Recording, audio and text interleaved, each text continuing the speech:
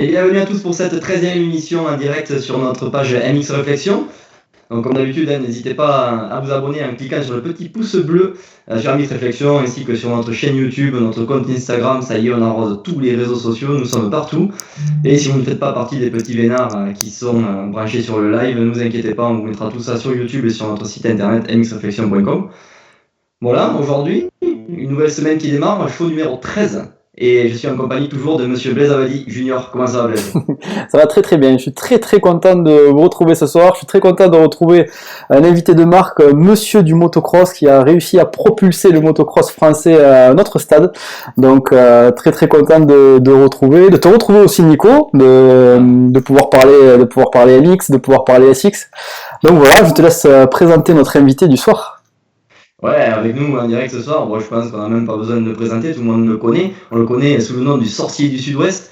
Il est actuellement leader du championnat d'Europe MX2 avec son team, boss et fondateur de Bud Racing. C'est le grand Stéphane Dassé. Comment ça va, Stéphane? Très bien, merci, vous aussi. Ouais, parfait. Nous, très très bien. Et comment se passe ce début de saison pour toi, Stéphane? J'ai l'impression que ça monte en puissance petit à petit, notamment avec Pierre Goupillon qui t'a ramené la plaque rouge dans tes ateliers. Tu peux nous en dire un petit peu plus? Ah ben ouais, c'est vrai que ça a été un peu, pas une surprise, parce que je sais qu'ils avaient bien bossé tout l'hiver et que, notamment Pierre, a fait beaucoup de roulage dans le sud-est avec de Maria, tout ça, donc il était pas mal au niveau du pilotage, du roulage. Mais la première épreuve de l'Europe, elle est toujours quand même compliquée. On a toujours un peu peur en arrivant là-bas. On a souvent eu des surprises depuis le nombre d'années qu'on y va. Et donc, on était quand même prudent. Et en effet, repartir à la plaque rouge, c'est le top, tu vois. Je sais pas, ça fait combien d'années qu'on fait l'Europe, mais à chaque fois, l'an dernier, en Hollande, on a failli pas se qualifier avec les Ricains qui sont passés au repêchage. Il y a des années, ça a été compliqué le premier jour. Donc, la première de l'Europe est vraiment tendue. Et là, c'est top. Comment tu le sens, toi, Pierre, du coup? Ça sert à rien d'aller chercher des pilotes à 10 000 km d'ici, tu vois. Il y a plein de Français, il faut travailler qu'avec les Français. Moi, je suis parasite. Pour un américain, on prend ce qui nous plaît, ce qui nous paraît bien. Et bon, cette année, c'est vrai qu'on a la chance d'avoir Brian qui commence à monter en 2,5. On a les Pierre l'an dernier qui a fait des belles choses et qui nous a un peu tapé dans l'œil. Et donc, c'est vrai, quand on n'a pas besoin, on est les premiers à être contents. Mais bon, après, nous, on est ouvert d'esprit et on est autant content de prendre des gens d'étrangers à faire découvrir notre pays et notre culture que de prendre des jeunes Français quand ils en valent la peine. Donc, il n'y a aucun souci pour ça. Alors toi justement, Steph, par rapport à ton rôle dans le team, ça se passe comment?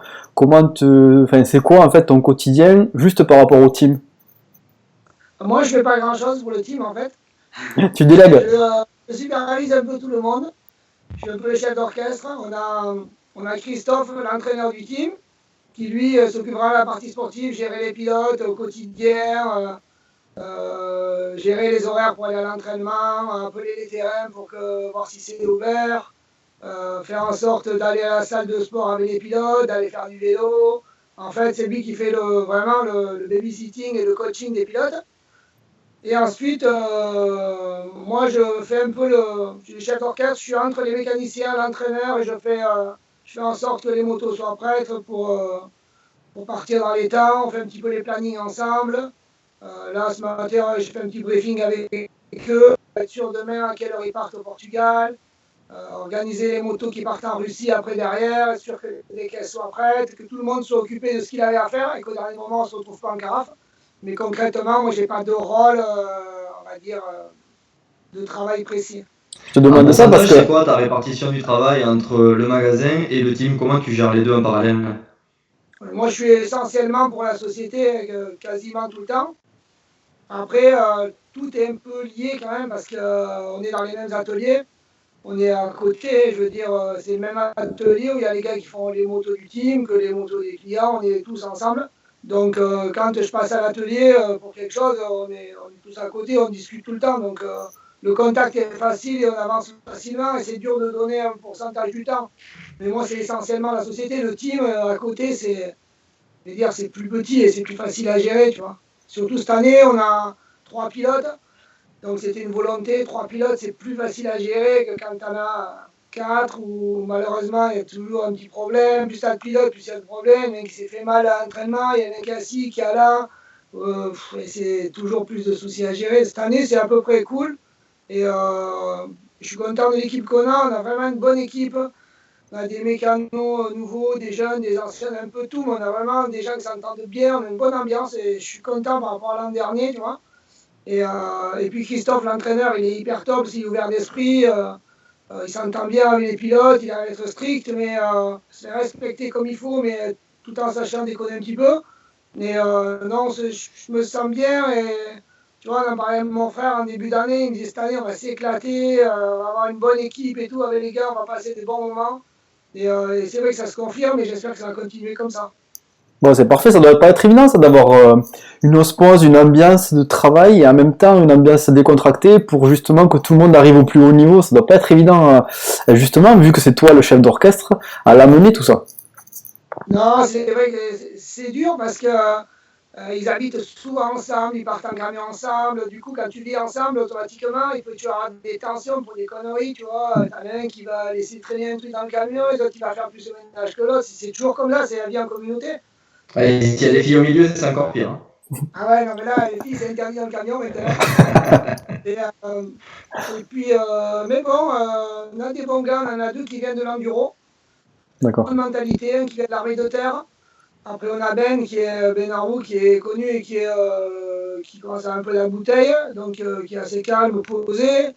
Et on a Benoît, l'ancien mécano triché aussi, qui était chez JPM et qui avait vécu plein de choses, il faisait un peu tout là-bas, il était tout seul à tout faire, donc c'était dur pour lui. Aujourd'hui, chez nous, il est quand même, c'est plus, je veux dire, il y a plus de monde pour travailler, donc c'est beaucoup plus facile pour lui, il est plus concentré sur son travail, et ça facilite le boulot de tout le monde, non, on est content. Tu vois, on vient de faire un petit apéro vite fait. Il y a Ben qui était je sais pas où, à Martinique et il a ramené un peu de rhum à Angers. Du coup, là, à 6 heures, il a payé une petite bouteille, tu vois, pendant 10 minutes. Et puis là, tout le monde est parti au boulot, mais c'était bien sympa. Bon, du coup, bonne ambiance dans le team. Donc ça, déjà, vous partez tous sur des bonnes bases pour attaquer une bonne saison, là. Exactement. Et je pense que c'est important aussi pour les pilotes, ils le sentent. Ouais. Et tu vois, je sens que Brian a une bonne dynamique, il est bien là aussi. Donc voilà, maintenant il faut continuer. Le plus important c'est les résultats. Les résultats amènent aussi une bonne ambiance. Hein. Ouais, donc si tu fais la merde tous les week-ends, c'est vrai que c'est dur à subir pour les mécanos qui bossent tout le temps, pour tout le monde. Et là, si les résultats continuent comme ça va être que du bonheur. Du coup, tu les sens comment tes pilotes par rapport, on va dire, par rapport aux saisons précédentes? Tu les sens bien affûtés, autant sur les terrains sablonneux que sur les terrains durs? Ou alors, est-ce que tu penses qu'ils ont encore une marge de progression? Pierre, je le connais pas bien parce que je le vois sur les courses essentiellement. Le reste du temps, il est venu faire quelques sessions de test ici, quelques semaines. Mais essentiellement, il est sur Nîmes, chez Demaria. Donc je ne le connais pas encore bien comme je connais Brian. Mais non, ils ont fait beaucoup de roulage et il me paraît bien. Il a montré d'ailleurs sur les premières courses qu'on a vues. Et je pense qu'il est capable de continuer comme ça. La partie sablonneuse, je ne sais pas trop, ils en font moins que nous là-bas parce qu'automatiquement, le sud-est, c'est pas tout à fait pareil. Mais le peu de fois où il est venu ici, il était à l'aise. Tu vois, rouler dans le sable chez nous, il était à l'aise, il faisait des bons trucs. Donc je pense qu'il est capable de sauver les meubles dans le sable et de rouler devant dans la terre. Et ça peut, bon, il reste 10 courses. Hein. Ils ont rajouté une course en Bulgarie en août. Donc on va avoir 10, on aura 11 courses. Ça va faire long comme championnat quand même. Et il peut se passer tellement de choses, mais bon, il ne faut pas penser au pire. Hein. Dans les conditions régulières, moi j'y crois. Et je pense que Pierre peut aller au bout, et même si c'est que le début. Et Brian, il n'y aura pas de souci, il sera bon partout. Le sable, aucun problème. Je pense qu'il peut même vraiment gagner dans le sable. Oui, avec ce qu'il avait fait au Touquet, il a l'air affûté. L'année dernière, on a roulé à Majesque, encore au terrain qu'on a, tout. Je sens qu'il y a vraiment un truc, ça le fait. Et donc, pour la première épreuve, il fait une manche 6, 5 ou 6, je ne sais plus combien il fait, 5, je crois, la deuxième. Oui, c'est ça, oui, ça. Ouais. Et la première, il était aussi dans le bon wagon. Et il y a un petit problème technique, un problème de frein arrière, du coup, il tombe à cause de ça. Sinon, ça faisait quasiment 2 fois. C'est bien pour commencer, sachant qu'il va monter en puissance sur du 125. Je pense qu'il va monter en puissance d'ici 3-4 courses. Il devrait être bien au niveau du roulage. Au niveau de la gestion sur un pilote à distance que tu as comme Pierre, qui est avec Demaria, bon, je pense que ça se passe bien parce qu'il est bien entouré là-bas. Mais c'est plus sur la partie mécanique que je me pose des questions. Comment ça se passe au niveau de la moto? Je suppose qu'il retrouve sa moto de course uniquement sur les compétitions, mais c'est pas tout à fait la même moto qu'il a à l'entraînement. Bon, déjà, nous, quand on a signé Pierre, c'est sûr que le fait qu'il soit avec qui, c'était un point important, sinon on l'aurait obligé plus ou moins à venir ici. Donc si on l'a pris, c'est qu'il était entouré. Nous, on s'en fout d'avoir le pilote ici ou pas. Le truc, c'est que le gars, ils sont déjà vraiment bien entourés et qu'on soit sûr qu'il fasse le boulot. C'est souvent des jeunes qu'on prend. Et qui dit jeune, dit dérive. Je veux dire, c'est pas que c'est de mauvais jeunes, mais automatiquement, on est jeune. Si ça peut vite dériver, et se dire, oh, j'irai plus tard à l'entraînement, ou ci ou là, ou oh, aujourd'hui, je vais pas faire du vélo, il pleut, ou comme ça. Et quand le fait d'être entouré, il sait qu'il est contrôlé, qu'il fait son job et qu'ils sont en équipe en plus pour bosser, donc ça c'était vraiment important. Et ensuite, au niveau de la moto, il a une moto qui a fait d'hiver, qui était. Tout ce qui est châssis, c'est exactement la même chose que sa moto de course. Et ensuite, au niveau du moteur, il n'avait pas tout à fait la même chose. Il avait une moto déjà évoluée, mais en gardant une bonne marge de fiabilité. Et puis là, la semaine dernière, le mécano est parti chez lui 2 jours. On a envoyé à Nîmes 2 jours pour lui amener une moto neuve, avec une version qui ressemble maintenant vraiment à sa moto de course, pour qu'il ait le même moteur et qu'il puisse vraiment rouler avec la même moto. D'accord. Et toi, justement, quand tu vois ça, je sais que tu as eu un bon niveau en moto. Est-ce que ça te donne pas envie de temps en temps de rouler un petit peu? Non, franchement, pas du tout. Non, pas du tout. Je prends autant de plaisir à aller voir. Pour que je roule, il faut vraiment que le terrain il soit beau et magnifique. À la limite, Red Sand le vendredi soir, quand tu arrives au terrain, qu'il est tout beau, tout neuf. Quelques jolies tables. Parce que on t'avait vu rouler à Gaillac-Toulouse une année, reprendre, bon, il y a quelques temps, hein, mais tu n'avais pas perdu ton niveau, on va dire. Physiquement, c'est trop dur. Et la seule fois où je roule un peu, c'est des fois quand aux US, les terrains sont bien plats, c'est plaisant, les petits terrains vraiment faciles. Et là, j'arrive à me faire plaisir. Mais bon, maintenant qu'on a le terrain chez nous qui est ouvert tout le temps à domicile, j'irai peut-être rouler faire un petit coup de temps en temps, tu vois, avec mes filles ou avec les familles, tu vois, on y va, on met toutes les motos dans le camion et faire un petit coup de moto comme ça. Mais plus que ça. Il faut dire aussi que tu as un planning quand même qui est assez chargé entre le team, le magasin et tout le reste. Il va falloir trouver quelques heures à te libérer pour ça, quoi. C'est vrai que ça ne doit pas être évident, j'imagine. Ouais, des fois on a un peu de temps quand même, mais c'est vrai que le peu de temps que j'ai pas trop envie de faire ça, j'ai juste envie de rester un peu tranquille chez moi, ou de faire quelque chose, d'aller faire un petit golf avec ma femme, ou un truc tranquille qui change un peu d'air, et ou même d'aller voir mes gars, mais vraiment rouler, non, tu vois, j'ai autant de plaisir à les voir, et ça me suffit. Ouais, tu le vis un petit peu par procuration, quoi. Mais Ouais, du coup, moi j'ai une question, parce que tu parlais, ça prend beaucoup de temps la moto, c'est vrai. On voit des pilotes qui font des burn-out. Toi, tu es à fond dans la moto, c'est la semaine, le week-end. Bon, tu disais que tu faisais du golf peut-être pour te sortir ça un petit peu de la tête, mais comment on évite le burn-out quand on est pris comme toi à fond dans la moto? ouais, moi je. Après, c'est une passion aussi, à la base. Donc, si tu veux, moi je sais faire que ça, je sais pas ce que j'aurais fait si j'avais pas été dans la moto. Donc, non, moi ça me va, tu vois. Tant que tu as du positif derrière, que tu as sur des résultats ou au niveau du travail, tu es content de voir que tes clients sont contents ou que voilà, ça tire vers le haut tout le temps. Je pense que là où c'est dur, c'est si tu travailles beaucoup et que tu as beaucoup de déceptions, c'est là où des problèmes financiers, et tout là, je pense que c'est encore autre chose. Et là, tu peux vraiment dans l'autre parce que tu te donnes énormément et tu n'as pas le retour derrière, si tu veux. Et moi, nous, on a la chance d'être impliqués à fond, mais quand même d'avoir du retour positif, ça se passe bien, on a une équipe quand même assez bonne autour de chez nous, là, au niveau du travail, de la société comme dans le team. Et ça aide beaucoup. Quoi. C'est vrai que si tu travailles et que, je pense même c'est comme un sportif, si tu travailles beaucoup et que tu n'as pas un peu la récompense de temps en temps, ah, ben, tu t'enfonces et tu peux subir, mais dans notre cas, non, moi je ne me rends pas compte. Même si j'étais à la maison, je crois qu'au bout de 2 semaines, je reviens au boulot. Mais toi, t'es vraiment passionné. C'est la routine qu'il faut briser, quoi. Il faut pas avoir peur de. Je pense que la routine peut être synonyme de burn-out. On a vu des gars comme Guido Poto ou même Dungey, à la fin, ils étaient complètement en burn-out, ils n'en pouvaient plus. Alors qu'ils gagnaient quand même, mais je pense que derrière, ils ont du mal à trouver la motivation quand ils ont déjà tout gagné, quoi. Ouais, mais c'est des mecs qui souffrent beaucoup, je pense, physiquement aussi. Quand même, c'est vraiment des contraintes, tu vois. C'est pas pareil que d'être dans un bureau à gérer des gens ou un atelier où tu gères des pièces, tu vois, plein de choses. Là, c'est un peu différent. Les pilotes, ils s'entraînent beaucoup et je pense que la routine, le travail physique, les use. Et ça, je peux comprendre, tu vois. Moi, j'ai mon petit niveau, j'ai fait de la moto.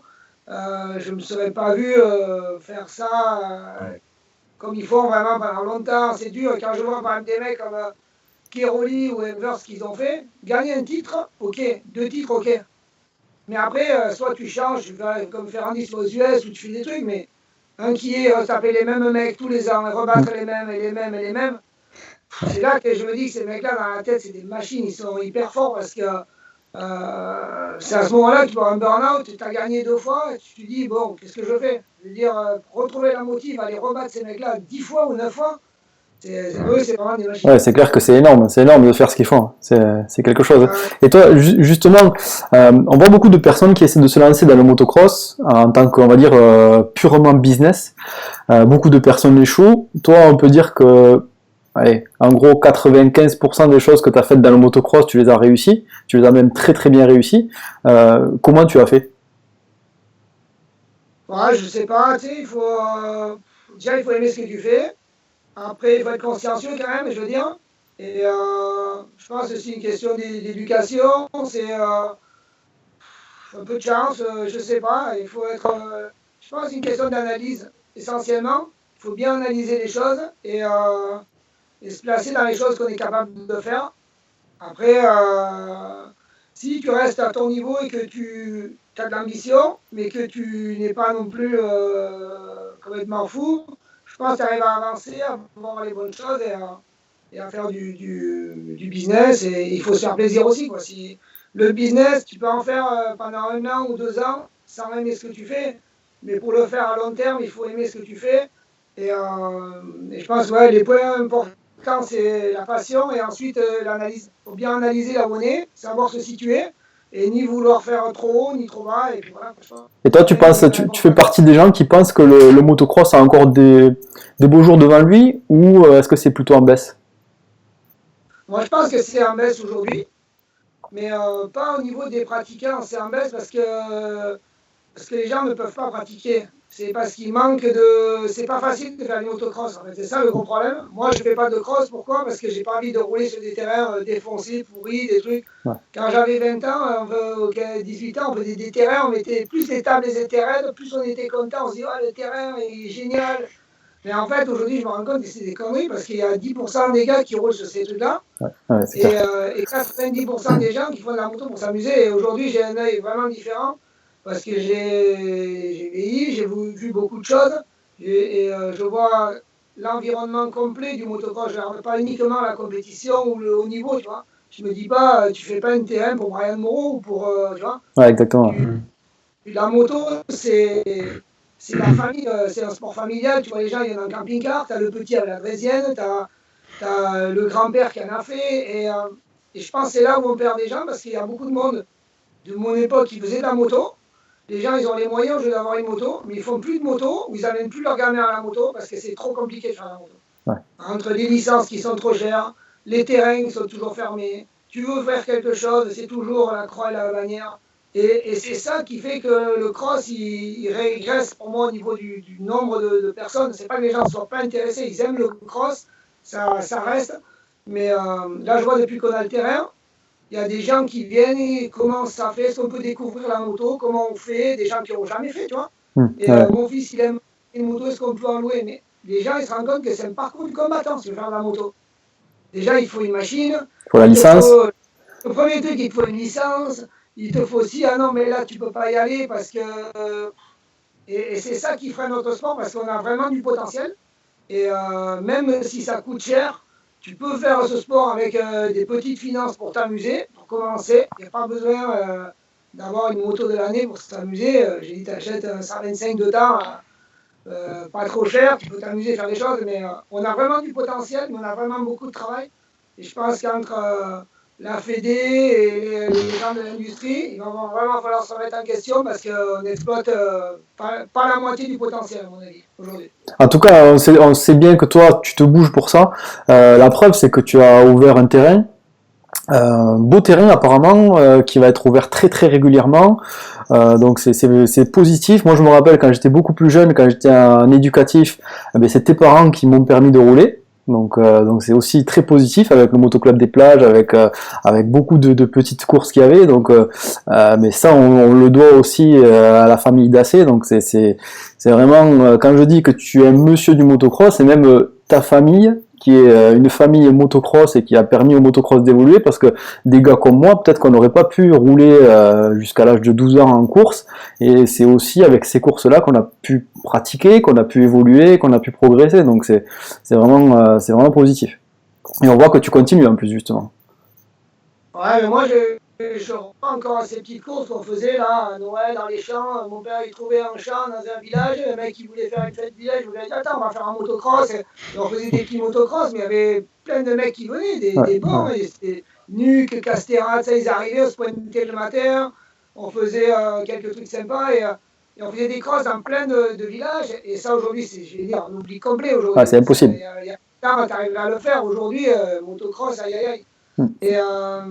Et aujourd'hui, c'est plein de mecs qui se font des petits terrains privés, qui arrivent à faire tourner encore le motocross. Des gens qui font des terrains chez eux, qui ont la chance d'avoir de la famille agriculteur ou des trucs comme ça.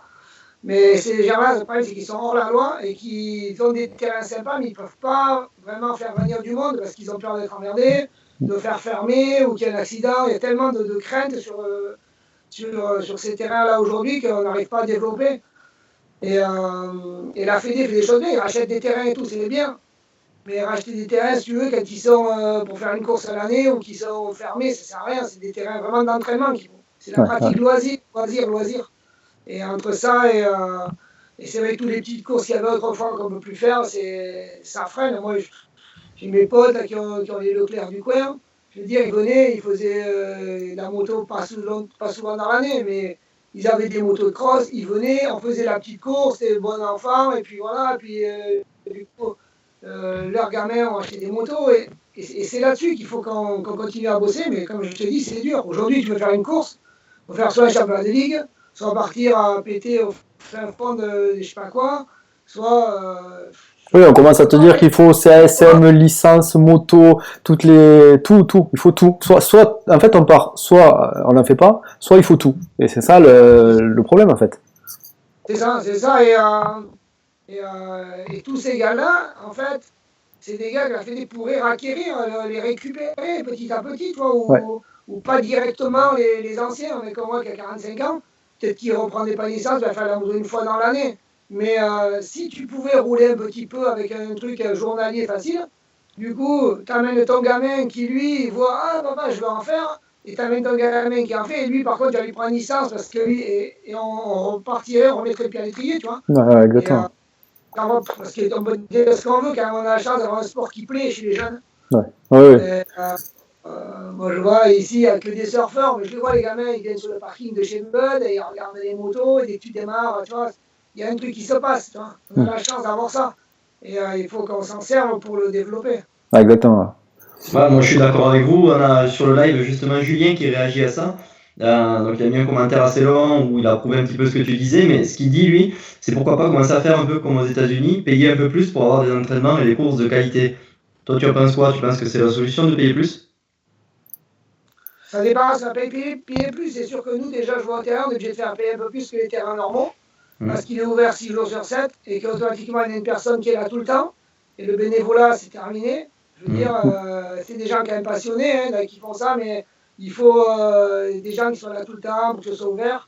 Et je pense que le prix, oui, ça peut y faire un peu, il faut payer un peu plus, mais c'est pas non plus vraiment qu'une question d'argent, tu vois. Aux États-Unis, c'est vrai que Après, c'est t'arrives. des salariés aux États-Unis, il y a des commissaires lors des entraînements, il y a des gars qui sont payés à l'entrée, ce sont des salariés, quoi. Donc forcément, ça se paye. Tu payes un peu plus, c'est normal, mais il y a aussi, même au niveau des courses, je disais, il faut vraiment voir un supercross aux US, c'est bien savoir, mais il faut aller voir une course amateur aux États-Unis.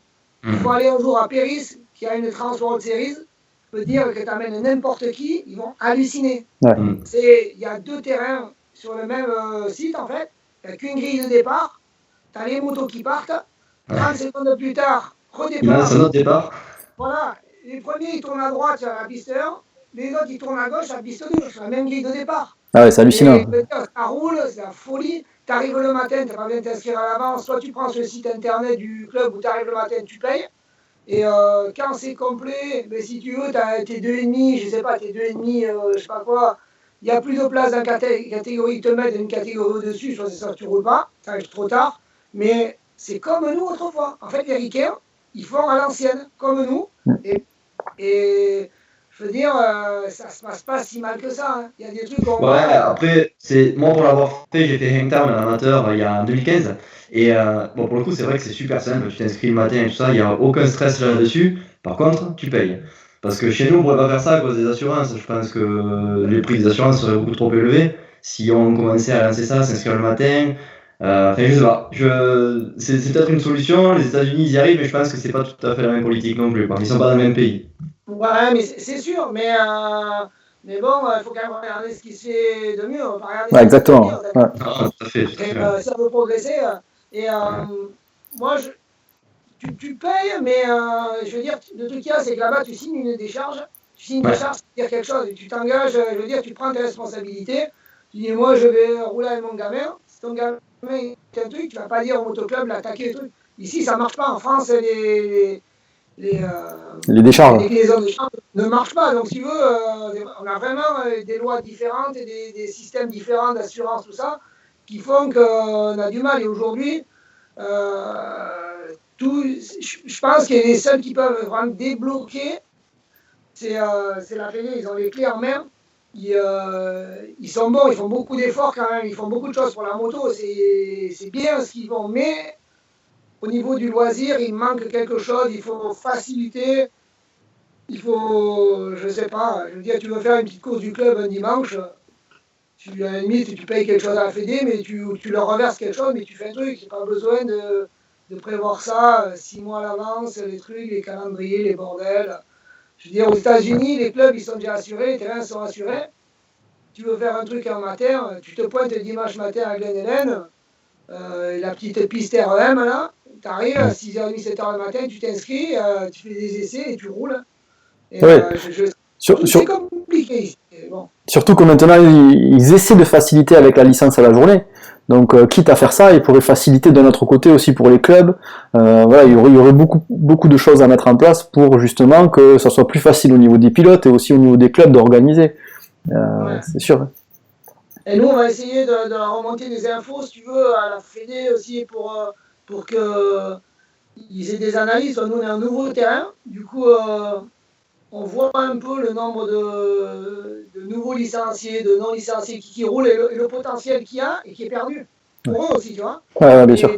Et parce qu'en fait, quand même, la fédération est là pour développer le sport.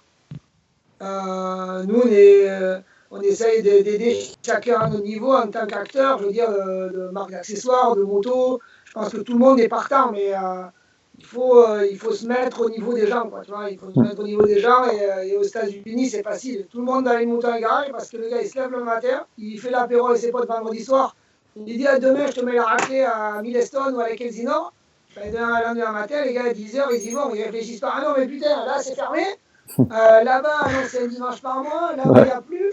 Et puis moi, finalement, je peux pas y aller, mais j'ai pas ma licence. Mais au final, il n'y a rien qui se fait. Ouais, exactement, ouais, ça c'est vrai. Les mecs, ils roulent pas. Et la moto, ben, elle passe à la trappe et elle reste dans le garage. Et au bout de 6 mois, ta femme, elle dit ben, par là, tu t'en sers pas et on va aller. Non, mais c'est ça. C'est exactement ça. T'as bien résumé la vie, ouais, c'est ça. C'est ça.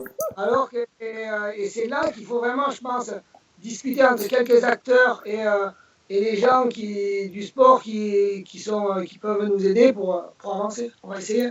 Ouais, mais c'est bien de faire ça. Après, là, tu as eu pas mal de difficultés à ouvrir le terrain de Magesque. Ouais, nous, on a des difficultés, mais au niveau administratif, ça fait 7 ou 8 ans qu'on a commencé le projet pour enfin aboutir. D'accord. Et on a été vraiment aidé par la mairie chez nous, là, la mairie de Magesque, qui nous ont super bien suivis. La préfecture a été bien. La Fédé aussi, tout ce qui est fédération, ils ont été top. Ils ont vraiment poussé pour que ça se fasse. Ils ont vraiment bien suivi. Je veux dire, ils font des efforts et c'est top, tu vois, pour que les projets aboutissent. Ouais. Mais c'est quand même un gros parcours du combattant, tu vois, pour faire des trucs comme ça. Et puis il faut un peu des moyens. Quelqu'un qui veut faire ça, les études d'impact, les ci, les là, il faut pas être pressé. Il faut la volonté, tu vois. Ouais, c'est compliqué. Le joueur, il y avait 140 motos ou 130 motos. Et c'était sympa, du bon enfant. Le lendemain, c'était 80. Et ça nous a permis de voir un peu ce qui marchait, ce qui ne marchait pas, parce qu'automatiquement, tout ne marche pas d'entrée. Hein. Ouais. On avait imaginé plein de choses, mais pas tout. Et on a une texture qui est pas mal sablonneuse. Les pistes principales sont bien, mais au niveau des enfants, ça coince. On a fait les pistes près de l'autoroute, c'est le plus mou. Donc les petits, automatiquement, qui ne savent pas trop faire de la moto, c'est compliqué. Et nous, c'est là-dessus qu'on veut pousser ceux qui ne savent pas en faire et qui s'amusent, justement. D'accord. Moi, je me dis, c'est comme si un pote t'amène au surf et que t'amènes des vagues de 2 mètres et t'en as jamais fait, tu t'écœures en entrée, tu reviens plus, tu vois. Ouais, Là, c'est pareil, on va la rendre facile. Et la piste éducative qui est prévue pour eux, elle est molle. Donc, on s'est vraiment rendu compte qu'elle était molle et il faut qu'on amène de la terre. On a encore pas mal de travail pour la rendre facile. Si les gens ils trouvent que c'est facile et qu'ils ont l'impression d'être bons, ils vont revenir. S'ils sont écœurés, ils ne reviennent pas, tu vois. Ouais, c'est exactement ça. Aux États-Unis, les pistes sont assez relativement faciles et on retrouve beaucoup de pilotes pro qui roulent dessus et ils se plaignent pas. Je suppose que c'est pareil, toi, avec tes pilotes. La piste, elle est accessible à tout le monde, je suppose, et eux, ils arrivent quand même à s'entraîner, à préparer une saison de mondial ou d'Europe. Ouais, bien sûr, mais de toute façon, les bons sont toujours bons. Hein. Les mecs, ils te disent, ouais, mais la piste, elle est facile ce week-end, c'est dur de faire la différence. Ah, mais sur les mêmes qui gagnent. Mais ils sont devant, ils seront devant. De toute façon, au bout d'un moment, après, nous, c'est plus la texture qui rend le truc difficile, parce qu'au niveau des tracés, c'est simple, mais la texture qui est sablonneuse, quand tu commences, tu vois, c'est vrai que c'est pas l'idéal, c'est un peu compliqué. Il faut qu'on ramène de la terre sur ce piste enfant, qu'on rende ça vraiment ludique. Les gens s'amusent avant tout. Et après, sur les grosses pistes, qui est du sable, c'est pas trop grave parce que les gars savent déjà faire un peu de moto, même si tu as un super niveau, tu arrives à rouler. Ouais. Et à te faire plaisir. Et puis, on est quand même dans le sud-ouest, il pleut peu. Et donc, l'avantage, c'est que tout l'hiver, on pourra être ouvert n'importe quand sans se poser la question du temps. Et ça sera un gros point positif. Bon, c'est parfait. Et du coup, toi, tu donnerais quel conseil à un pilote, pas un pilote, à quelqu'un qui veut se lancer là-dedans, qui voudrait aider, comme toi tu le fais, les autres pilotes à rouler, à monter un terrain, à monter une structure. Tu donnerais quoi comme conseil?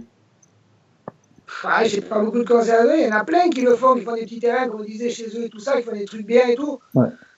Après, c'est vrai qu'il faudrait trouver une solution. Là, je sais pas comment faire pour que ces gars-là, ils soient couverts un peu, tu vois, qu'il y ait une homologation facile, même des terrains d'entraînement. Parce que souvent, ces terrains-là, ils sont hyper beaux. En plus, souvent, Ouais, exactement. les terrains officiels. Ouais. Plus beaux que les terrains officiels, souvent. Ouais, c'est souvent, ouais, c'est clair. Hein. Un peu couverts et qu'ils arrivent à l'ouvrir, à faire venir un peu de monde, tu vois. Ouais. Un petit accident, il y a le bruit souvent aussi, c'est souvent pas très bien placé, mais il y a surtout la peur de l'accident, tu vois. Donc, je sais pas, j'ai pas de solution, tu vois. Ouais, permettre par exemple à accréditer quelqu'un qui fait le terrain, à l'homologuer aussi. Tu vois, par exemple, quelqu'un qui va manier le bob ou le bulldozer, à la fin de son terrain, à lui prendre les responsabilités et être accrédité à homologuer lui-même le terrain. Comme ça facilite énormément les choses, ça fait gagner du temps et ça évite à attendre 3 ou 4 mois que quelqu'un vienne l'homologuer. Ouais, il y a des solutions faciles à mettre en place, mais qui sont bloquées par la législation française ou autre, quoi. Et encore que la Fédé, tout cas, pour homologuer les pistes, c'est pas si mal. Nous, on a eu la visite d'Olivier Robert pour homologuer les pistes. Et ils sont venus quand même rapidement. C'est plus sauter les étapes administratives au niveau de la préfecture et tout ça qu'il faudrait sauter, qui sont quand même longues et plus compliquées. Mais ce qui est Fédé, au niveau contrôle des pistes, c'est pas mal quand même, tu vois. Ouais, il y a certains trucs, je te dis, bon, je sais pas pourquoi ils font ça, mais il y a souvent des trucs que tu es à fond dedans, que tu n'as pas vu aussi. Et leur avis est quand même bien. Et puis, ils sont assez simples, c'est les mecs qui étaient dedans. Et j'étais quand même surpris pour ça. Ils sont venus assez vite, ils te bloquent pas, nous ont été vachement arrangeants.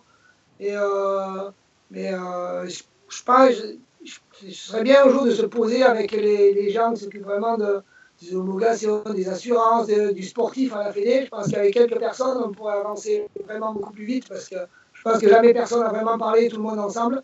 Et pour simplifier plein de trucs, mais bon, ça va se faire, tu vois, on va essayer de...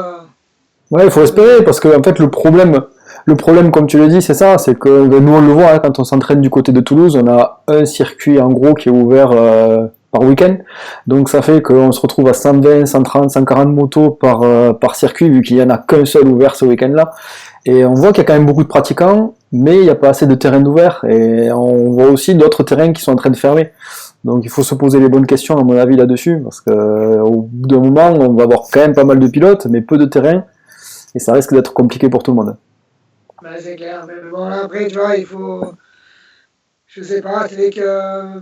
Il n'y a pas de clé, c'est à chacun. Mais bon, les clubs vieillissent aussi. Ouais. Les gens ils s'usent.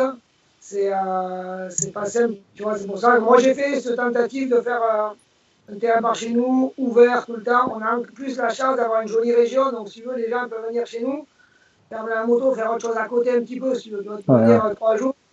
Tu vas arriver à tirer ta femme facilement au Segor, qu'à Clermont-Ferrand. Ça, c'est clair. De la moto. Et puis c'est pour ça, le terrain, on sait qu'on a beaucoup de travaux à faire, mais ça fait 4 mois qu'on a commencé. Il y a 4 mois, il y avait encore des arbres partout. Aujourd'hui, on a fait quand même un gros chantier en 4 mois. Et on a voulu ouvrir vite, même si on n'a pas tout fini comme on veut, parce que déjà financièrement, on avait besoin d'ouvrir un petit peu aussi, parce qu'on a fait beaucoup de frais. Donc ça permet déjà de commencer à rentrer un petit peu de sous dans l'association et aussi de pouvoir rouler, parce qu'on n'en pouvait plus, tout le monde voulait rouler. Mais notre truc, c'est vraiment de faire que les gens qui viennent en famille, la maman peut prendre un vélo et aller jusqu'à la plage en vélo depuis le terrain. Il y a 10 bornes, on va peut-être louer des vélos électriques pour faire un chemin fléché par les bois. Et on va peut-être poser une balançoire et quelques tables de pique-nique. Et le coin assez joli, on veut essayer de prendre vraiment se mettre au niveau du motocross. Parce que le motocross, tu vas sur les terrains, c'est quoi? C'est les gens avec des camping-cars qui sont en famille, ils se mettent entre potes, ils se retrouvent le week-end et ils font un truc. Et c'est ça qu'il faut qu'on essaie de créer ici chez nous, avec en plus une belle région, tu vois, et la plage à côté. Donc, Ouais, bah, de toute façon, pour développer le motocross, je pense qu'il faut développer l'enthousiasme. C'est-à-dire que c'est l'affaire de tous. Tu disais, les clubs, ils s'usent, il y a beaucoup de vieilles personnes, tout ça, qui sont bénévoles, qui n'en peuvent plus. Mais c'est un petit peu aussi, il faut laisser la place aux jeunes et que les jeunes, ils soient contents d'aller sur les terrains cross, qu'ils véhiculent cette image-là, où ils sont contents, il faut qu'ils disent ça sur les réseaux sociaux, qu'ils encouragent le public aussi à aller sur les courses auxquelles ils participent. Et je pense que tout ça, ça ira dans le bon sens pour le motocross. ouais, mais c'est clair, mais ça, c'est à tous les niveaux. Et tu vois, des petits voisins, j'ai des petits dans le quartier. Dès qu'ils ont un moment, ils prennent les vélos, ils vont mettre des palettes dans les chemins, ils se font des sauts, des trucs comme ça, tu vois. Et mine de rien, ils construisent. Et je leur ai dit, moi, mais si vous voulez, ils sont tout loin de Magès, notre terrain est à 25 bornes, à peu près de 25 km de chez Bud, 25 minutes. Je leur ai dit, mais venez là-bas dans les pères, vous mettez des palettes, faites-vous des trucs et tout. Je vous laisse carte blanche, allez-y et tout, c'est un peu loin, mais c'est des gens comme ça qui vont, toi, c'est commence des gamins qui vont mettre 3 palettes faire des sauts, et puis après, ils vont faire un terrain chez leurs grands-parents, et puis. Et c'est des gens comme ça qui vont développer notre sport et qu'on va continuer à évoluer, toi. Ouais, exactement. Bon, Nico, on parle un petit. Plus ou moins. Comment? On l'a tous fait plus ou moins. Ouais, on a tous commencé comme ça, hein, c'est clair, avec le vélo, et puis petit à petit, on s'est mis sur une 50, et puis après, on a acheté un demi CRF, et puis voilà, après, c'est fini. Bon, Nico, on parle un petit peu du Supercross. Oui, on va parler un petit peu du Supercross, Seattle. Je sais pas si Stéphane, tu as eu le temps de le regarder. Grosse boue dans le nord-ouest des États-Unis. Ouais, j'ai regardé ça quand même. Au début, j'ai regardé la première hit 250. J'ai dit, bon, je sais pas si je vais tout regarder, puis quand même, j'ai regardé les finales. Ouais. On a fait la même chose. Ouais. Moi, ça m'a fait penser. J'ai une question pour toi là-dessus. Un gars comme Cianciarulo, il a failli la correctionnelle parce qu'il a fumé son embrayage sur la moto. Les Américains sont assez bourrins pour ça. Ils ont pas compris que dans la boue, il fallait pas garder les doigts sur l'embrayage. Comment toi tu gères un pilote qui est brise de fer? Ça, c'est un problème. Parce que c'est pas illimité, je suppose, les pièces. Ah ouais, on en a connu. Je veux dire, il y a de tout dans les pilotes. Et l'an dernier, notamment, les Ricains, des fois, ils nous ont fumé un peu de l'embrayage. Ouais, justement. Mais bon, changer un mec, c'est compliqué. C'est vraiment compliqué. Cette année, on a la chance, les jeunes, ils roulent propre, ils sont un peu attentifs.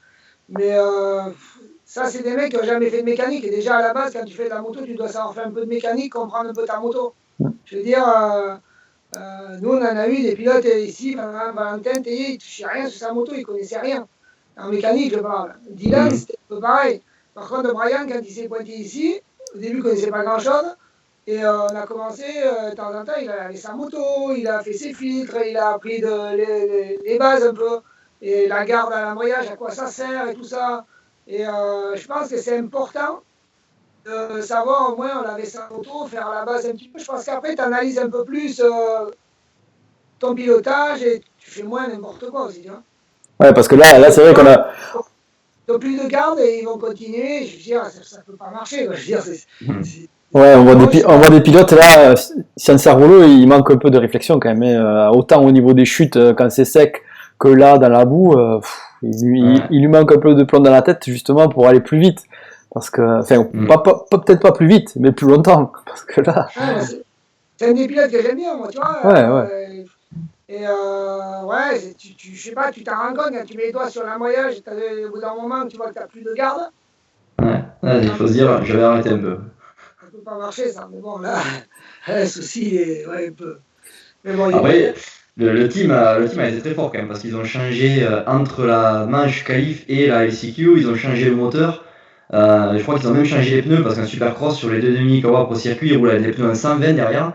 Et ils se sont aperçus que ça bouffait un peu trop de chevaux et qu'ils fracassaient encore plus l'embrayage avec un 120, ils ont mis un 110. Ça doit être stressant pour un team, cette situation.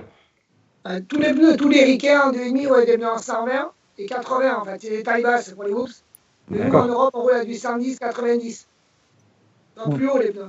Donc c'est pour éviter que la moto aille de droite à gauche dans les whoops. En fait, son taille basse est apparemment plus stable. Et mais voilà. Après, il faut un moteur qui puisse encaisser aussi, parce que bon, moi j'ai roulé avec des pneus 120, mais sur des 450, sur une 2,5, ça doit bouffer quand même pas mal de chevaux, non? Ouais, bon, Supercross, la terre en général est plutôt bonne, tu vois, t'es pas sur un terrain de motocross griffé, donc ça va à peu près, tu vois. Ouais. Mais bon, les PC, c'est vrai qu'aux US, tu pointes qu'une moto, t'as qu'une moto qui peut être pointée en Supercross. Ouais. Quand t'as ça, c'est assez chaud, et j'ai pas trop suivi dans les détails là, comment ils se sont débrouillés, mais ça a dû être tendu un petit peu, et bon, ça va, ils ont des bonnes équipes, les mecs sont rodés et tout, donc il n'y a pas de problème. Je pense qu'en 40 minutes, t'as changé le moteur, t'as remis l'autre, tu vois. Mais bon, il y a dû avoir un peu de stress quand même. Ouais, c'est tout sec. Ouais, c'est clair. Et, non, mais bon, la course était belle dans l'ensemble. Sinon, avec la YAM, Plessinger, il n'y avait pas photo. Il n'y avait pas photo. Il a mérité. Ouais, très bon, très rapide, serein, solide sur la moto. Debout, ouais. Sur les qualifiés. Et puis il plaît, il est un peu barjot, là, c'est un petit peu au genre à la faire, là, c'est trop bon, tu vois. Ouais.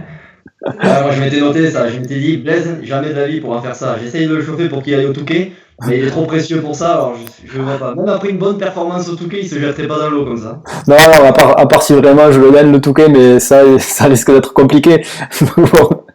Donc ne crois pas. J'ai jamais été trop natation, tu sais. Moi je suis resté toujours dans le motocross. Non, mais c'est cool les mecs comme Plessinger, là. Tu vois, moi, jusqu'à cette année, je le voyais rouler, j'aimais bien ça, mais le personnage, il est cool, c'est bien, mais comme ça, détendu un peu, qui se lâche et qui fait des trucs un peu.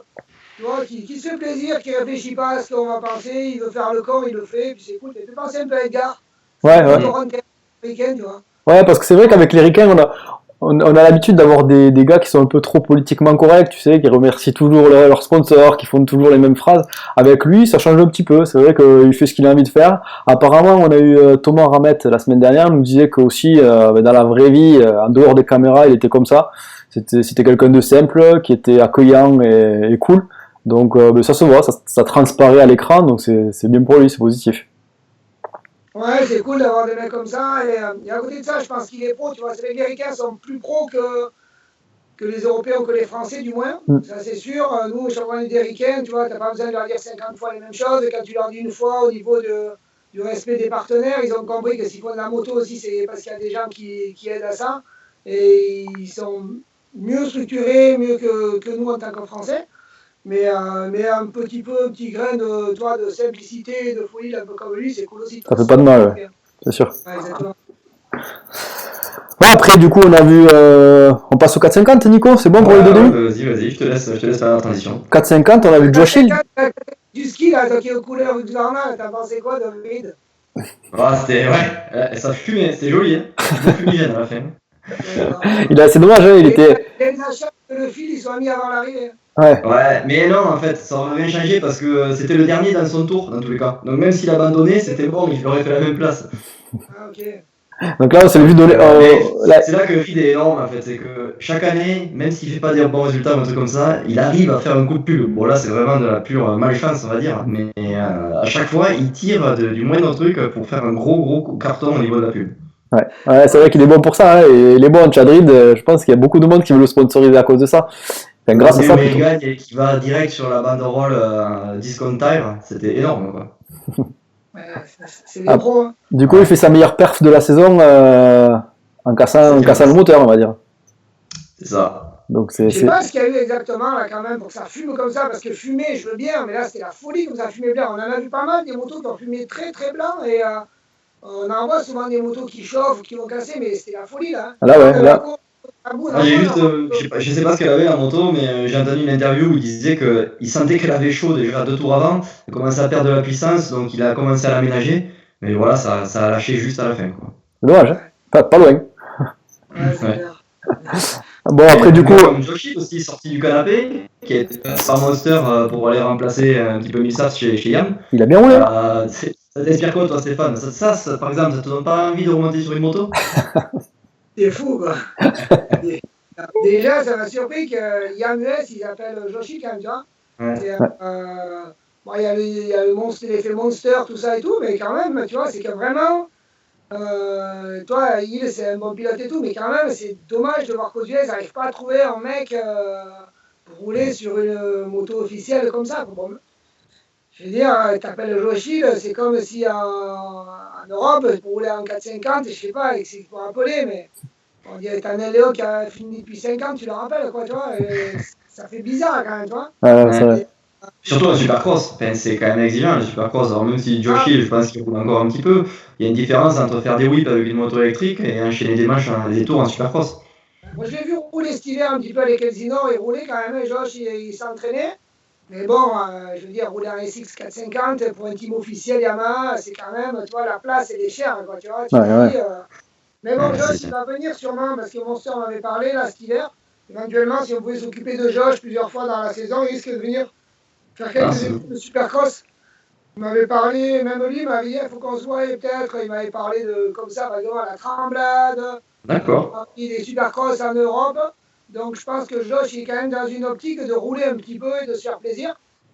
Donc ça fait quelques mois que je ne l'ai pas vu, donc je ne sais pas dans quelle optique il est, mais apparemment... c'est une chance que tu donnes souvent, toi, aux pilotes américains ou autres d'ailleurs. Tu avais donné une chance d'ailleurs à Cédric Souberas quand il était aux US, tu as donné une chance à Bowers quand il est venu à Paris. C'est quoi l'intérêt, ou c'est par intérêt ou c'est vraiment par sympathie que tu fais ça? Bon, je veux dire, il y a les deux, nous, ça ne peut pas nous faire de mal, de toute façon, de faire rouler des gars comme ça. Quand tu as le matériel que tu as à l'époque de Soum, c'est que Maxime était blessé, ou Darian était blessé, on avait les motos qui dormaient. Quand tu as le matériel et que tu l'as et qu'il ne sert à rien, qu'il y a quelqu'un qui te semble valoir un peu la peine, qu'on te demande et que le gars il est sympa, tu trouves toujours un intérêt à le faire. Je veux dire, tu te dis, ça va faire rouler les motos, donc ça peut être que bon déjà pour nous, faire rouler les motos. Mais en plus, je te dis, t'en faire plaisir à quelqu'un et puis voilà, toi, je veux dire, c'est quand même la base de rouler. Je veux dire, si t'as des motos pour les laisser au garage, ça sert à rien, quoi, tu vois. Ah, exactement. Moi, j'aime bien être habitué à voyager avec mes parents depuis que je suis petit. Et j'aime bien découvrir les gens et ça me fait toujours plaisir d'accueillir des gens qui viennent de loin, d'être ouvert d'esprit. Quand on va à l'étranger, des fois, on n'est pas tout le temps très bien reçu. Mais moi, j'ai été habitué à recevoir du monde, j'ai toujours du monde à la maison, chez moi, tout ça, et je trouve ça plutôt normal et plutôt cool, tu vois, ça permet de faire des rencontres, et la vie est courte, et souvent, il faut profiter un maximum, tu vois. Ouais. Ah, mais tu sais ce que c'est d'être dans un pays étranger, être confronté à une culture différente et tout ça, donc du coup, quand tu accueilles des gens d'une culture différente, tu t'adaptes peut-être un peu plus et tu les mets dans les meilleures conditions possibles. Ouais, exactement, on essaye, et puis... je dis, c'est quand même assez naturel chez nous. Moi, mes parents, ils avaient un groupe folklorique, du coup, on a beaucoup voyagé quand on était jeunes, on faisait des échasses. Et donc, on allait partout dans le monde, tu vois, et on rencontrait aussi des festivals folkloriques. En fait, souvent, tu avais des mecs de tous les pays, chacun faisait son pays. Du coup, on a toujours été habitués à avoir du monde. Et j'aime bien ça, on va dire. Et justement, vous parliez de Souberas, de Cédric Souberas, il a été lâché par son team juste à la dernière minute apparemment. Ouais, t'as été au courant de ça, c'était ou pas? J'ai vu ça sur le Big, là, en check-in, vite fait. En fait, ce qui s'est passé, c'est qu'ils ont garé le camion à l'intérieur. Donc, le team de Josh Hansen, ils sont arrivés sur place. Sauf qu'il y avait des normes de sécurité et le camion avait trop de gasoil. Donc, ils ont dit non, c'est pas possible, vous ne pouvez pas vous garer à l'intérieur, ou alors il faut que vous vidiez le gasoil, démerdez-vous. Apparemment, il y en a dans le team, alors c'est peut-être Josh Hansen ou pas, qui a pété un plan, il a dit bah, puisque c'est ça, on fait demi-tour, on rentre à la maison. Les mecs, ils sont quand même montés avec la semi jusqu'à Seattle, depuis le sud de la Californie. Et ben, Soub, lui, il a atterri à l'aéroport et il s'est rendu compte qu'il n'y avait plus le camion, il n'avait pas sa moto, il n'y avait rien là-bas. Ses bottes, elles étaient dans le camion. Il n'avait plus qu'un pantalon et 2 maillots, je crois. Il n'avait pas de gants. On lui a prêté des gants Fly. Du coup, il a roulé des gants Fly, des bottes CD, je crois, qui n'étaient même pas à sa taille. Et il sort quand même le meilleur résultat de l'année. Avec une moto qu'il ne connaissait pas. C'était le team HEP avec l'aide de JGR, du coup, qui lui ont monté une moto spécialement pour l'occasion, quoi. Ouais. Bon, il a de la chance, il n'avait pas besoin de trop d'équipement, il faisait beau ce week-end, c'est bon, tu vois. Alors, c'est bon. Là, c'est vraiment le week-end où on te dit bah, tu rouleras pas avec tes bottes, pas avec tes lunettes, pas avec tes gants, tu pars, la barre de mental, elle est au plus bas. Et en plus, à la finale, tu dois remettre ta tenue mouillée de la hit. Les mecs, c'est un peu grave. Je veux dire, quand nous, on va au Supercross à Paris, on sait très bien qu'ils nous avertissent avant. Le semi doit rentrer avec un minimum d'essence dans le réservoir. Je veux dire, à mon avis, c'était pas une surprise de dernière minute, tout le monde le savait. Les mecs, ils sont un peu graves au team, je pense, tu vois, je le connais pas, mais si quelqu'un qui a le plein, c'est un peu bizarre aussi, tu vois. C'est pas très pro de leur part. Mais on voit souvent des trucs comme ça. Moi, je trouvais impressionnant que des gars comme Dean Wilson qui reste bloqué au Canada ou Martin Davalos qui n'avait pas pu y partir, justement. Putain, c'est des trucs de logistique qui me paraissent assez simples à gérer quand même. Les passeports, je sais pas, mais là, au niveau de l'essence et tout, c'est pas compliqué quand même. Je veux dire, tu sors. T'enlèves ton camion, je veux dire, t'as fait une connerie, t'as mis l'essence, tu l'enlèves, et puis voilà, tu rentres, tu vas pas pénaliser un pilote pour ça, quoi, tu vois, c'est quand même vraiment moyen, quoi, tu vois, les mecs, ils sont vraiment à l'arrache, mais bon, ça c'est ça aussi, tu vois, dans les teams, il y a beaucoup de vitrines, de trucs, mais après, il y a de tout aussi derrière, tu vois, il y a des mecs qui sont sérieux, qui font vraiment les choses bien parce qu'ils veulent les faire bien. Et puis il y en a, ils font ça parce qu'ils ont peut-être un intérêt et tout, et si ça les saoule, ils sont capables de capoter vite. Hein. Ah ouais, là, du coup, c'était le cas. Là, c'est le cas. Pour capoter aussi vite, c'est vrai que bon, là, il y en a plus d'un qui aurait siphonné le réservoir pour le vider quand même. C'est clair, moi je n'aurais pas hésité une minute, tu vois, mais bon. Non, mais apparemment, j'ai pas vu après la course de Soub, parce que c'est vrai que sur la rediff là, qu'il y avait sur Dailymotion, on l'a pas trop vu, quoi, tu vois. C'est vrai que j'ai vu les résultats un petit peu, mais bon. Il fait 13, du coup j'ai pas vu ça avant, et bon, après comme tout le monde, hein.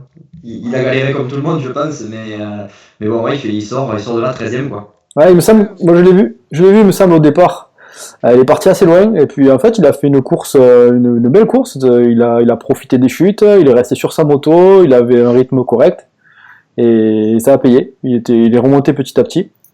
Ça a dû être un des rares à pas rouler comme un bourrin à l'embrayage, à réfléchir un petit peu peut-être. Et du coup, ça a payé, donc tant mieux pour lui. J'espère que ça va le mettre sur une bonne dynamique et qu'il va enchaîner la suite de la saison vraiment bien. C'est bien. Il y a du niveau à SXUS, mais moi je pense que Soub il aurait pu faire un peu mieux que ce qu'il a fait quand même. Tu vois, il a le pilotage pour faire un peu mieux. Et après, je sais pas comment il est, tu vois, au niveau de son physique, sa volonté de vraiment rouler devant. Je m'entends, Supercross US, faut pas rêver, 4-5 ans, c'est bien relevé. Mais il est bon, je veux dire, on le voit, c'est un gars qui est bon et il sait prendre les whoops. C'est un des seuls quand même en Europe qui arrive à faire des choses bien en Supercross. Il est l'école du SX du Sud, là, il a du potentiel et je trouve quand même un poil dommage de ne pas le voir faire un peu plus du 12, je sais pas moi, 12-13 sur le 7, quoi, tu vois, se battre avec des mecs. Souvent, on l'a pas vraiment vu, je pense, là où il doit être, et pourtant, il a le potentiel pour y être. Je sais pas ce que vous en pensez, mais bon. Ouais, après, est-ce que ça vient pas aussi du fait que lui, il a quand même enchaîné une longue saison, normalement, il aurait dû faire peut-être un petit break à ce moment-là, je sais pas. Non, après c'est vrai que c'est un bon pilote. Il est aux alentours de là, entre la 14e et 17e place. Il faudrait qu'il gagne peut-être une petite demi-seconde au tour pour accéder aux portes du top 10.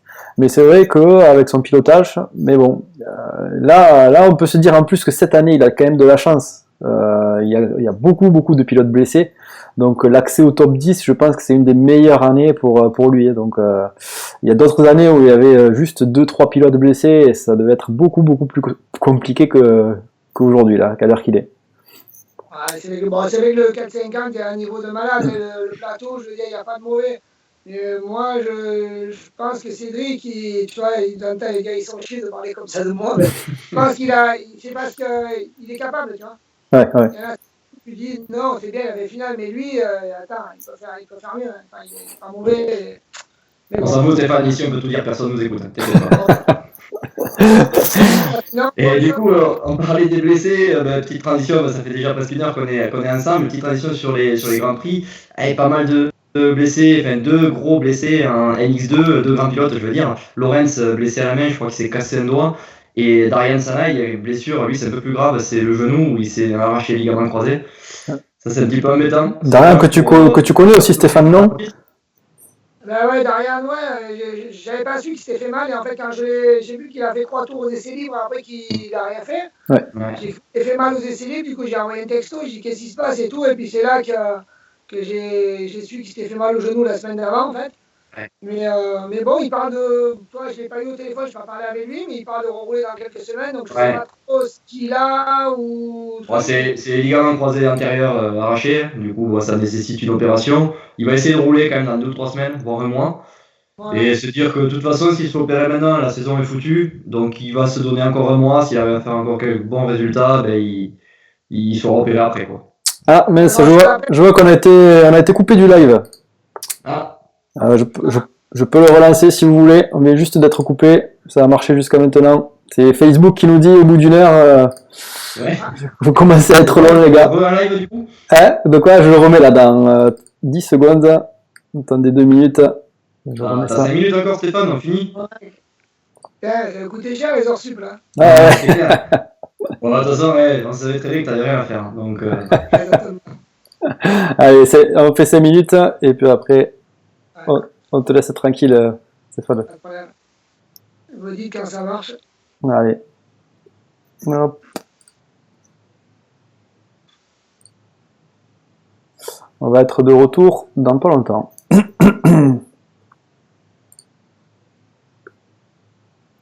Allez.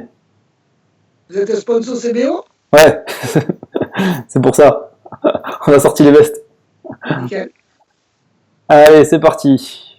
Et on est de retour du coup pour la deuxième partie du live. Désolé pour cette petite interruption, mais il faut toujours que Blaise en fasse une. Ah, pour une fois, c'est pas moi. C'est la faute de Facebook, oui. Exactement. Une entreprise multimillionnaire. Et non, mais du coup, on parlait de Darian, voilà, c'est un petit peu frustré, c'est dommage. C'est un gars qui pouvait gagner des GP, je pense, cette année. Gagner des GP, je sais pas, mais il m'a vraiment surpris quand même. On a passé pas mal de temps ensemble à Red Sand, là. Le vendredi, à discuter, ça fait le tour de la piste ensemble. Et après, le week-end, il a été vraiment bon. Et il aurait pu faire des bons trucs. J'aurais voulu voir là, sur un terrain un peu plus dur parce qu'il a toujours été meilleur sur le dur que sur les textures sablonneuses. Et ce qu'il a prouvé jusqu'à présent sur le sablonneux, c'est. Après l'Argentine, je me suis dit, l'Argentine, il a toujours été bon là-bas. Après Red Sand, il a vraiment confirmé et il a vraiment été très bon. Donc là, ça me tardait de le voir un peu sur la terre. Mais bon, j'espère qu'on pourra le voir d'ici quelques semaines. Après c'est bien, tu vois, tu as vu rouler un petit peu Prado. Il avait un beau rythme, gros rythme là. Prado c'est le top. Et je sais pas ce que tu en penses, moi il me fait penser à Marvin Musquin, autant au niveau du style que de l'efficacité sur la moto, que de la vitesse à son âge. Qu'est-ce que tu en penses toi? Encore pire. Encore mieux, tu trouves? Prado, il a 17 ans et il a gagné des manches en mondial l'année à 16. Bon, après, on ne peut pas comparer, c'est dur avec les trucs. Ouais. Mais Prado, c'est la folie. Prado, pour moi, c'est le top. Il est gentil, il est bien éduqué, il est souriant, il est bon, il a une bonne moto, il a tout ce qu'il faut. Et nous, on l'a côtoyé depuis un moment. Quand il est venu s'entraîner aux US, l'hiver, on était avec Max Després, il passait à l'atelier, tu vois. Ouais. Toujours sympa, tu les croises, toujours un petit sourire. C'est vraiment un mec qui respecte ses adversaires. C'est un gagnant sur la piste, mais à côté de ça, quand tu es en conférence de presse, je sais pas, il est intelligent, il a tout ce qu'il faut. Donc je pense qu'il va aller loin, j'espère pour lui. Ouais, moi j'avais roulé avec lui il y a un moment, il y a, on va dire 4-5 ans, quand il était en 80, sur une piste espagnole. Déjà en 80, il roulait très très fort. Je l'avais vu, je m'étais dit que lui, il allait faire très très fort parce que avec le 2,5, j'avais un peu de mal. Et ça se voyait, il était efficace, il était intelligent, il roulait déjà en appuyant bien sur les cale-pieds, en serrant bien la moto entre les jambes. Il avait aucune de toutes les erreurs des pilotes qu'on voit en 80 à faire hurler la moto. Il était vraiment bien et je vois que ça a servi. Il a évolué, il a été bien entouré. Et là, on le voit gagner des manches de mondial déjà à 17 ans, donc il fera fort, je pense. Et puis en plus, je pensais bien qu'ils soient passés dans le team italien, que dans le team hollandais au Factory KT, là, il est mieux dans le team satellite, je pense. Parce que c'est plus l'esprit espagnol, un peu. Toi, Keroli, c'est pareil, c'est un monsieur. Je veux dire, Keroli, il a du sang, des fois, il fait des trucs un peu bizarres sur la piste, mais à côté de ça, tu peux que respecter un mec comme ça qui est simple, qui est bien. Et je pense que dans une équipe comme il est passé, là, plutôt dans le Factory où tu as vraiment les Autrichiens, les Hollandais aussi, tu vois, c'est une mentalité un peu différente. Je pense qu'il va se sentir bien là en tant qu'Espagnol et qu'il va continuer à progresser et à faire de belles choses. Ouais, je pense que c'est possible, toi, d'avoir 2 pilotes prétendants au titre sous le même vent. Très compliqué. Ouais. D'ailleurs, KTM l'a montré, il n'y a plus personne ensemble. Tu vois que Prado, il a été séparé de Jonas et que Erlings, il n'est pas avec Keroli. Parce qu'on parle du même team, mais ce n'est pas les mêmes teams du tout. Là, tu as un gros truc au milieu entre les camions et tu as les mêmes couleurs des motos, mais après le reste. On voit de toute façon dans tous les sports, hein, que ce soit dans les sports collectifs ou sports individuels, c'est très très dur de mettre deux des meilleurs ensemble. Ça fait des étincelles et même sur un sport aussi individuel que le motocross, quand tu mets deux meilleurs sous le même auvent, mais au bout d'un moment, ça s'accroche un petit peu. Je pense que c'est obligatoire. C'est la nature humaine. Après, il faudrait vraiment que les mecs soient vraiment très très très intelligents pour vraiment que chacun reste à sa place et le jour où tu perds, où tu te fais procès par un autre, tu dis je te le remettrai, mais tu le regardes sur toi, tu vois. Ouais. C'est dur de ne pas faire de vagues, mais. Très très dur, hein, très très dur parce que tout. Denji Musquin, c'était les deux meilleurs, ils auraient été presque capables de le faire. Ouais, c'est vrai. C'est vrai. Mais c'est ailleurs, je le vois pas trop. Hein. C'est rare parce qu'il faut avoir un mental de gagneur, mais en même temps prendre sur soi quand on perd, c'est dur. C'est ça, donc là ça fait beaucoup. Bon, sinon après on a vu Jonas un peu en difficulté pour la première fois de la saison. Ouais. C'est bizarre, hein, c'est bizarre de le voir en difficulté, de le voir un petit peu affolé, mais bon, toujours en tête du championnat. Ce qu'il disait, c'est que tout le monde lui posait la question, alors t'as gagné toutes les manches, tu vises la saison parfaite et tout ça. Je pense que même si ça l'a pas affecté tout de suite, c'était quand même dans un petit coin de sa tête. Et je pense que là, ce qu'il disait, il disait, bon, moi maintenant je suis libéré de ça. J'ai fait une course de merde qui était finalement pas si merdique que ça. Il a quand même marqué des gros points, il est toujours en tête du championnat. Mais voilà, plus personne lui posera la question et plus personne ne l'embêtera avec ça. Oui, et puis tout le monde a droit à l'erreur. Donc, lui, il a fait son erreur du championnat, c'est que le début en plus. Hein. Il reste énormément de courses. Il faut gérer le championnat entier. Hein. C'est pas faire des coups d'éclat sur 3 courses au début de la saison qui lui permettront d'être en tête à la fin. Hein. Donc, voilà. Je pense pas que c'est une histoire de pression qui fait qu'il est mal roulé ce week-end. Il a mal roulé. Voilà. Déjà, il a pas compris. Parce que même si tu te mets la pression, un mec comme ça, il doit faire 2. Je veux dire, il n'y a pas Lorenz, il n'y a pas Sanaye. Bon, le Senza, mais il fait quoi? Il fait 3. Mais là, il est parti au choix à chaque fois, il roulait mal, il a du mal à doubler les mecs. Il s'est battu avec Jacobi. Jacobi, c'est bien ce qu'il a fait ce week-end. Mais bon, je veux dire, Jonas, quand même. Désolé. C'est un autre niveau. C'était pas. Bon, après, c'était peut-être pas un bon week-end. Voilà, faut pas s'enflammer non plus, mais c'était pas terrible quand même. C'était pas terrible ce week-end. Bon, c'est bien pour le championnat. Prado va se rapprocher un peu, c'est sympa. Oui, ça mettra un peu de suspense, j'espère. Parce que s'il réenchaîne avec une mauvaise course, que Prado continue de briller, peut-être que le championnat va être un peu plus serré et qu'on aura un peu plus de bagarre, un peu à l'image des 450 avec le duel Erlings et Roli. Ouais, c'est clair. Déjà ce week-end au Portugal, apparemment, on va être dans l'eau. Donc, ce sera pas pareil. Il y a plu la semaine dernière pas mal. Et la piste, c'est une cuvette un peu là-bas. Donc, et puis ils ont prévu pluie encore presque toute la semaine là-bas, donc je sais pas trop. Mais, ça risque d'être un peu compliqué. On va en sortir une jet ski, je crois. Dur. Et du coup, tu penses quoi des performances de nos Français en 2,5 du coup est-ce que tu aurais bien vu, toi, Pierre Goupillon, au milieu de ces 2,5? Non, pas déjà. C'est trop tôt dans la saison déjà. Ouais. Et puis, il n'est pas prêt pour rouler là en Grand Prix MX2. Déjà, il y a le niveau qui est une chose, mais aussi, ils roulent beaucoup, tu vois. Ils font de la moto un essai libre, un chrono, une marche le samedi, un libre le dimanche matin, plus 2 manches. il y a beaucoup de roulage et pour les jeunes, ça leur tire quand même sur le corps, je pense. Et ils ne sont pas prêts encore pour faire ça. Il faut déjà avancer bien dans la saison d'Europe. Plus tard dans la saison, peut-être qu'on en reparlera, mais aujourd'hui, c'est bien trop tôt. Puis les autres Français, 2,5, pas terrible. Hein. En 4,50, c'est bien, on a pas mal de bons qui sont là, mais quand ils vont s'en aller, ça fait un peu peur. Je ne sais pas comment on va faire pour être devant en Grand Prix. En 4,50, on a vu de belles choses avec Paturel, Després. On a vu des choses pas mal. Ah, bien. Bien sûr, on a toujours les solides, les Polaires, les Fèvres. Ouais, bien sûr. C'est vrai que depuis que Dylan est parti aux États-Unis, le 2,5, c'est un peu compliqué là quand même, tu vois. Autant je pense que le petit Pichon c'est bien parce qu'ils sont là pour apprendre, tu vois. Il ne faut pas attendre non plus des jeunes comme ça, il ne faut pas leur en demander de la folie, ils sont jeunes. Mais après, tu vois, David et Arboto, c'est quand même décevant, tu vois. David aujourd'hui devrait être un top 8, tu vois. Il devrait, on n'a pas. Disons que c'est fini les années d'apprentissage. Maintenant, il faudrait confirmer. Quoi. C'est grave, mais ouais, au bout d'un moment, tu as les années, elles passent, tu as les jeunes qui arrivent derrière, tu as les années, elles passent, le 4-5 ans qui va vite arriver derrière, les 23 ans. Donc, les années que tu as perdues, tu les rattrapes difficilement, quoi, après. Ouais. Et non, pas terrible. Hein. J'ai pas trouvé. Qui c'est qu'il y a eu? Il y a Pichon, pas trop mal quand même. Pichon, il y a Mathis Boiramé qui a fait une seconde manche pas mal. Pas trop mal. Ouais. Son départ, il est bien parti, c'est pas trop mal. Il a mis des points, il faut déjà le faire, tu vois. Ouais.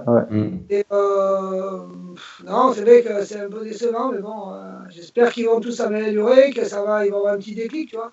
Ouais. Parce que même si on n'a pas des gars pour rouler dans le top 5, on est quand même s'approcher du. C'est vrai qu'on voit des pilotes qui ont eu des déclics, hein. Par exemple Jacobi, on n'entendait pas trop parler et il fait des bons résultats, il a une belle vitesse de pointe. Il arrive à être régulier, là sur les 2 derniers GP, il fait des bons résultats. Donc c'est vrai que moi, très franchement, ce pilote-là, je le connaissais pas. Et ben là, on commence à le voir se batailler avec Olsen. On se demande même si c'est pas un prétendant au podium final avec, on va dire, Olsen, avec Covington, avec ces pilotes-là. Donc, non, il ne sera pas sur le podium final avec eux. Mais c'est bien ce qu'il fait. C'est vrai que ça fait plaisir. Moi, j'étais content pour lui. J'espérais qu'il allait faire un podium au général parce que tu vois un mec comme ça qui se bouge et qui s'accroche et qui sort un peu de nulle part, ça fait toujours plaisir. Ouais. Mais bon, au final, ce sera Prado, Jonas, Claudin, Olsen, Covington, ça va être... ces pilotes-là. C'est bon, il y a toujours des blessures, mais ils vont être là. Et puis, voilà, après, mais c'est bien, c'est dommage qu'on n'ait pas un Français ou deux là qui va nous faire un peu du Jacobi de temps en temps, tu vois. Ah, exactement, ouais, c'est ça. C'est ce qu'on espère. Ça. Bon départ et s'accrocher sur quelques terrains qui nous sont propices, tu vois. Bon, on verra Saint-Jean, peut-être qu'il se réserve pour Saint-Jean. Ouais, ça serait bien. Ouais, Saint-Jean, Tchental, ça réussit aussi aux Français, pourquoi pas. L'Angleterre, pourquoi pas, qui est pas mal aussi. L'Angleterre, c'est bien pour tout le monde, l'Angleterre. Ouais. Tous les pilotes adorent. Bon, après en 450, on voit la bataille Herlings-Cairoli. Chapeau à Cairoli, comme on le disait tout à l'heure, beaucoup de saisons, beaucoup de titres, qui est toujours là. Même quand il a un coup de moins bien comme ce week-end, c'est un pilote qui a un mental qui est tellement puissant qu'il est capable de se relever aussi vite et le week-end prochain de regagner les 2 manches. Donc il est un peu moins rapide, on va dire, en vitesse pure, mais par contre au niveau mental c'est une telle bestiole Cairoli qu'on le sent capable de se relever à n'importe quel moment et d'attaquer Herlings, et Herlings peut flancher par contre à mon avis plus rapidement que Cairoli. Je sais pas ce que vous en pensez. Moi je l'avoue pas battu à Cairoli. Non, moi non plus, pas du tout. Non. Hier on se chauffait un peu avec Brian là, et Christophe l'entraîneur devant la télé. Parce que nous, les anciens, on est un peu Cairoli quand même. Ouais, exactement, ouais, c'est clair. On aime bien voir les anciens rester à haut niveau longtemps.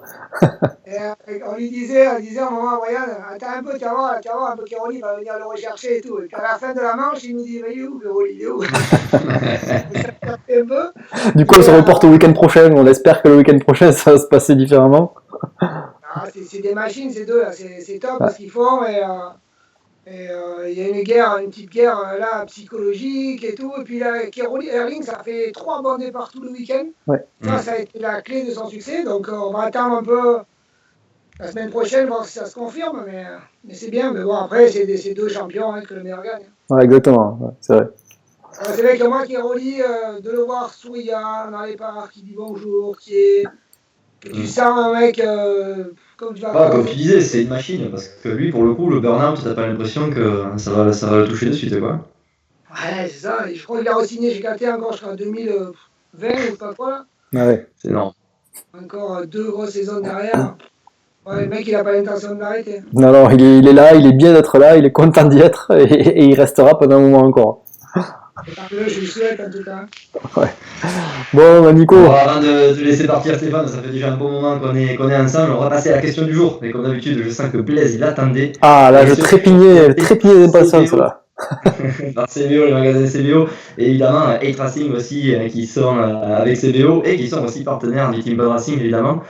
Du coup, la question du jour, elle est pour toi, Stéphane, pour Blaise aussi, mais bon, particulièrement pour toi. Comment gérer un championnat ou une manche quand on est en tête et qu'on a la plaque rouge? Un bloc. Pas de questions, on se pose pas de questions et puis on réfléchit pas, on arrête de réfléchir. Non, il faut.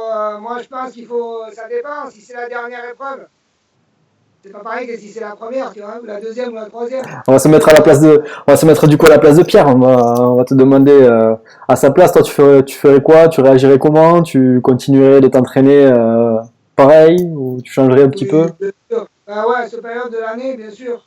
Ouais. Je veux dire, peut-être qu'il va la perdre, la plaque rouge, et peut-être la regagner, et peut-être il va se passer tellement de choses que dans ce sport, non, là, il faut. Et c'est ce qu'il fait, je veux dire, Yves le conseille très bien, il roule, il s'entraîne à fond, toujours à bloc, et réfléchir quand même un petit peu. Hein. À bloc ne veut pas dire faire n'importe quoi. Hein. Ouais, savoir peut-être perdre une épreuve pour gagner celle d'après aussi, ça peut être la marque d'un champion. Mais bon, il faut rouler pour gagner. Tu pars pour gagner, tu pars pas en disant j'ai la plaque rouge, tu pars pour gagner chaque course, et puis le jour où tu es un peu limite, ou un truc qui te fait un peu. Tu te sens pas trop bien, mais tu l'assures un peu, pas faire n'importe quoi. Ouais, moi je pense comme toi, je pense que bon, il faut se connaître aussi, il faut connaître son corps. Hein. Des fois, on est moins en forme que d'autres. Il faut savoir gérer de temps en temps, mais par contre, il faut pas se poser trop de questions. Hein. On va pas, on voit on voit pas mal de pilotes, que ce soit en ligue ou ailleurs, qui se posent beaucoup de questions dès qu'ils sont devant. Et j'en fais partie, donc je le sais, et qui fait que, au final, on prétend plus à la seconde place ou à la troisième qu'à la première.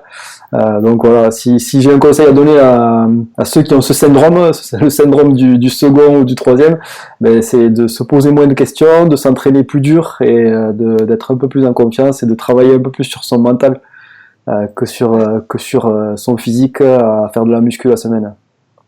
Ouais, il faut relativiser aussi, tu vois. Je veux dire, si tu prends ton titre de ligue, tu as la plaque rouge, tu crois que tu vas jouer le titre mondial. Ouais. C'est ça le truc, c'est qu'il ne faut pas oublier que dans la vie, la moto, c'est beaucoup pour nous, mais c'est pas grand-chose. Ouais, et que, je veux dire, c'est vrai que ça. Des bons pilotes et qui gagnent des courses, et c'est important, tu vois. Et c'est vrai que ça, quand on a la tête dans le guidon, quand on passe l'hiver à faire 3-4 footings par semaine, à s'entraîner physiquement, et tout ça pour un titre de ligue, on ne le voit pas forcément. Il n'y a que quand on commence à avoir 30, 32, 33, 34 ans que on se dit ça, et qu'on se dit qu'on a été con de se prendre autant la tête pour des championnats de ligue et de se mettre limite malade le samedi soir. Quoi.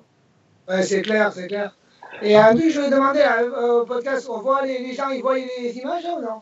Ouais, ils voient. J'entends, ils sont en train de faire démarrer les motos de course à l'atelier, on peut y aller vite fait. Allez, on peut, ouais, pas de souci, ouais, c'est avec plaisir. Ça sera pas mal pour la fin, ça. Ouais. Au bureau, là, j'entends les motos derrière, là. Allez, ouais, on va voir du coup l'atelier en live. Il faut qu'ils soient habillés, Stéphane, hein, pas comme d'habitude, ils sont tous tout nus. Ah non, mais ça va, c'est bon. Voilà, c'est bon. C'est pas soirée. À 10h, on roule. Du coup, on décolle à 9h. Ils sont en train de terminer les motos. D'accord. Allez, voir ça. Allez, c'est cool ça. C'est bien, un petit direct de l'atelier Bud Racing.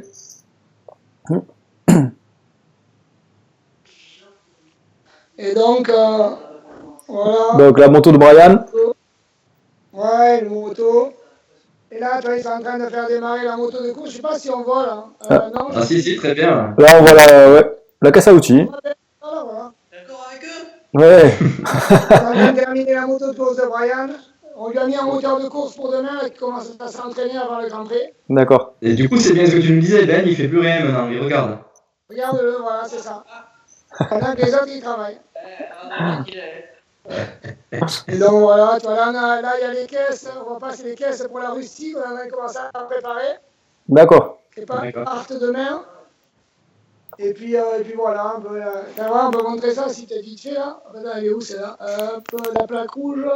Ah, Elle est ouais. là. Elle est là, la plaque rouge de.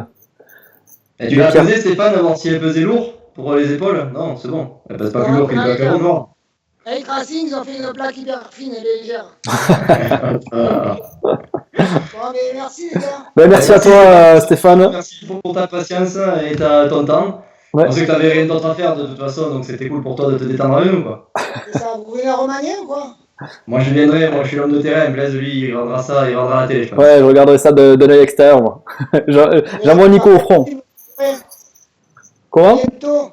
À bientôt. Merci beaucoup, Stéphane. À très bientôt et bon courage pour la suite. Ouais, merci beaucoup, à bientôt. Allez, merci, salut.